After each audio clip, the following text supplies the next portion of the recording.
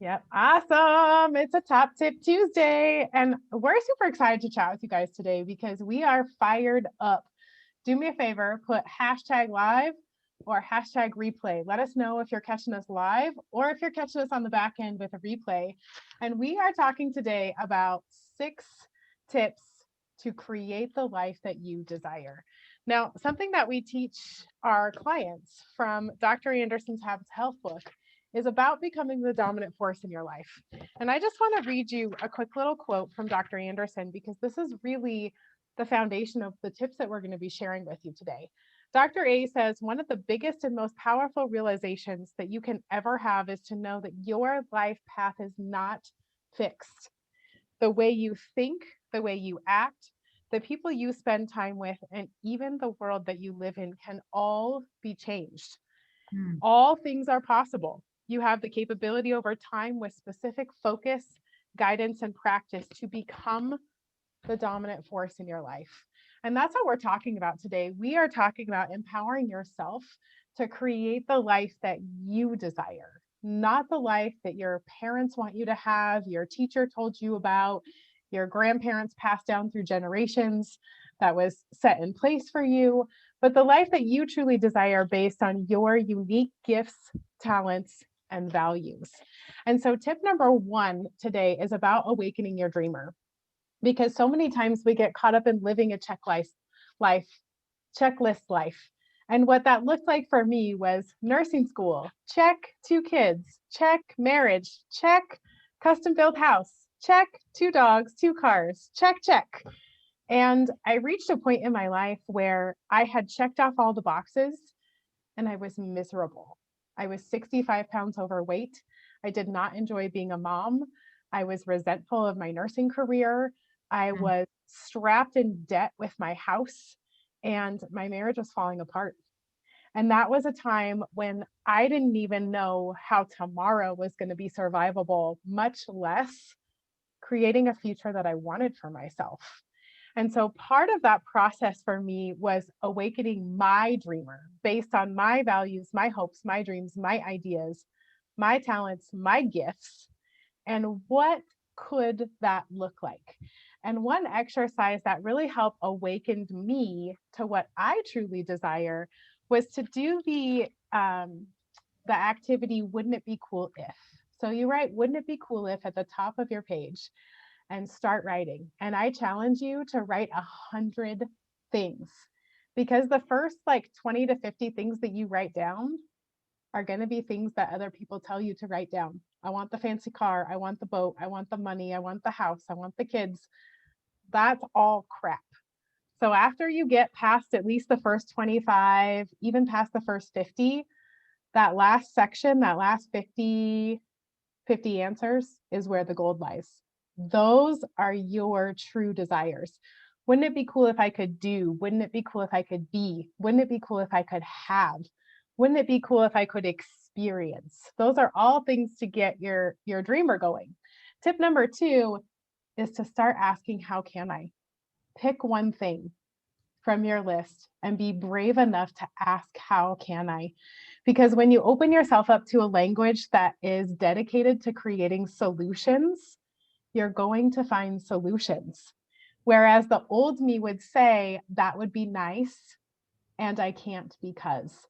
That slammed a door on anything I ever wanted to create for my life and did not allow possibilities. It did not allow solutions.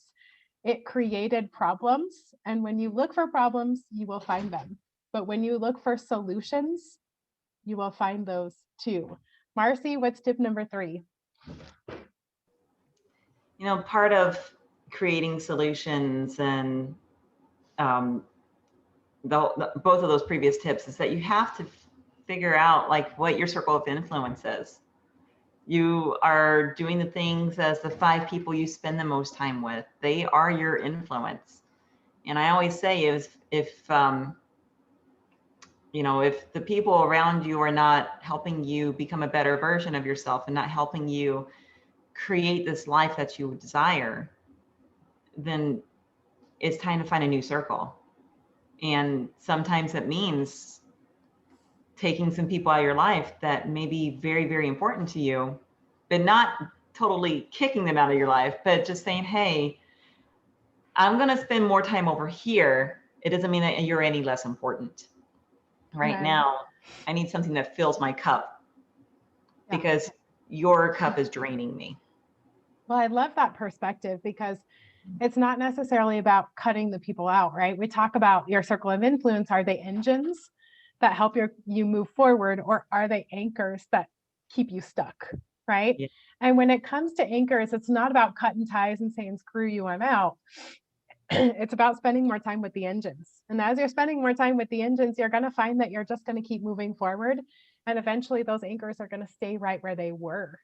And that's the beauty of circle of influence. When you choose intentionally to spend time with those people who challenge you to grow and not necessarily support you and allow you to do whatever you want, but the ones who challenge and inspire you to grow towards what's on your list, that's a powerful community. Thanks, Marcy. That's a great tip. And to add to that, the last thing that you need is someone to encourage you to stay stuck in comfort.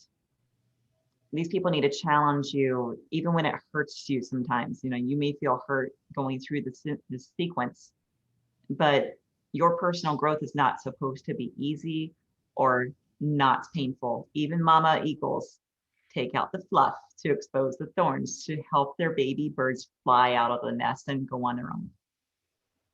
That's perfect. And speaking of taking out the thorns, that sounds a little bit like resistance, right? So tip number 4. Yes, so overcoming resistance. So to kind of layer on top of what Marcy was saying, kind of think of like the Waze app. Think about, okay, you know what your current reality is. You also got to think about where do you want to go to and how you're going to get there. We all know that that path is not going to be a straight line, that there's going to be some bumps, some roundabouts, some different little resistance that you're going to get to. But think about those kind of ahead of time, so you're ready for them. You already have a plan of how you're going to, how you're going to address them. Perfect example. We have holiday coming up in a few days. Well, if I was on something where I was doing, something for my health and looking ahead at that, knowing, God bless you,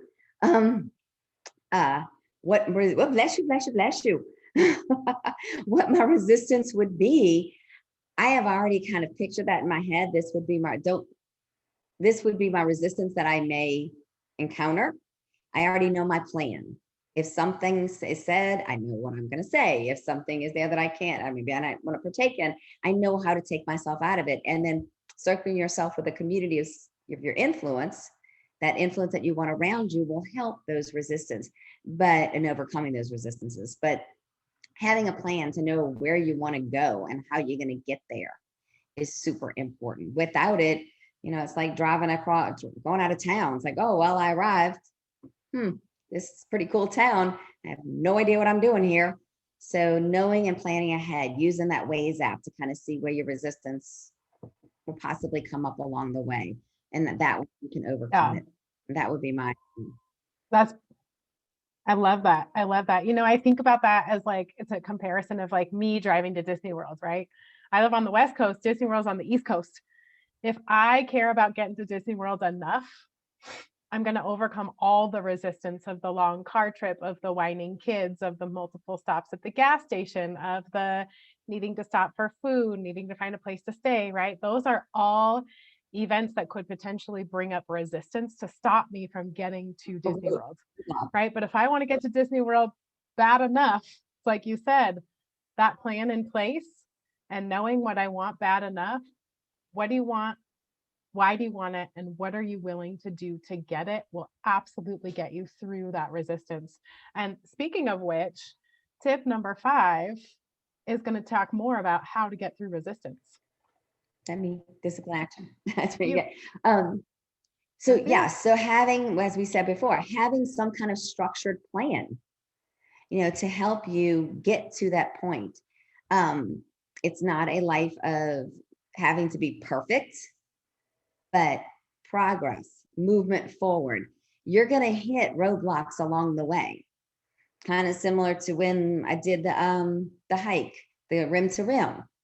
You know, that wasn't an easy trek. It wasn't just a simple little, let me walk a straight line and get there. I had to go up, around, through water, but I didn't let those roadblocks get in my way.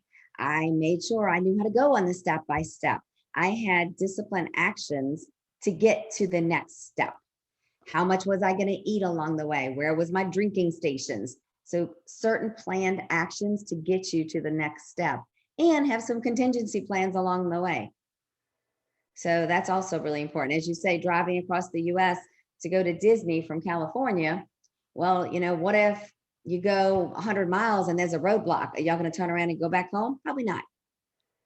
You'll find, You're gonna find a right, way. you'll find a way to get around it. You're going to check your little handy dandy Google map and you're going to get there.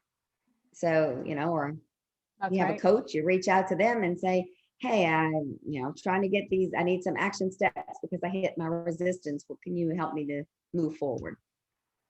That's right. That's right. So we talked about awaken your inner dreamer through wouldn't it be cool if, asking how can I, checking your circle of influence, are you surrounded by engines or anchors, overcoming your resistance, having disciplined action and a plan in place. And Marcy, what happens if you fail? Well, embrace it. The hardest part of any journey, doesn't matter what you're doing, what journey you're on, there's going to be failures along the way. The result of action is taking a stumble. Kids don't learn how to walk by walking perfectly from the very step, right? We've all seen babies learn how to walk. We've all seen kids learn how to ride a bike. How many times have they fallen and then they keep getting back up? And that is how you should treat failure. Failure can also be looked at, what was it? I can't think of the acronym right at the moment, but it's like stepping stones. So each brick that's thrown at you to try to knock you off your path, you can use it as a tool. Say, okay, let's find the next way, and don't quit. The only way to fail is to quit. That's right. I love that quote that says there is no failure, there's only feedback. Yes. And the truth is, I would truly argue that there is no success in creating a life that you want unless you learn from the feedback, AKA the failures. If you don't embrace those failures, you're going to be your own anchor that stops you from creating the life that you desire. So I want to invite you because next week, starting April 5th, our community is going to be doing a whole week of unleashing your inner superhero. And it is all about discovering your unique strengths, your gifts, unlocking those dreams, and absolutely sharing some steps with you as to how to become the dominant force in your life. If you are interested in joining us, type hashtag I'm in the comments. Reach out to Marcy, reach out to Kelly, reach out to me. Our community is there for you with open arms. This event is a free week-long event. We are going to be having so much fun, and we hope to see you there. Until next week.